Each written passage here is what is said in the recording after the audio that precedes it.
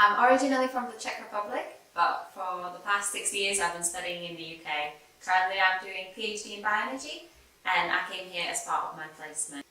I got the opportunity to work here through my supervisor, who is strongly collaborating with IRIS, and he knows about the interesting projects that IRIS is working on.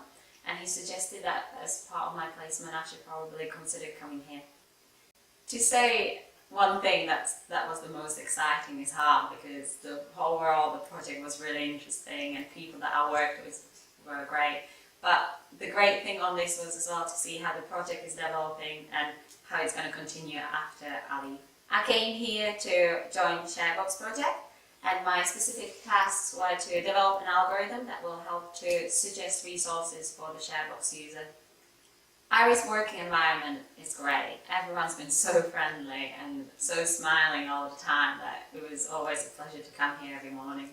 The thing that I liked the most on this internship was that from the first day I knew what I'm doing and I knew what I need to achieve and where I will be when I finish the internship.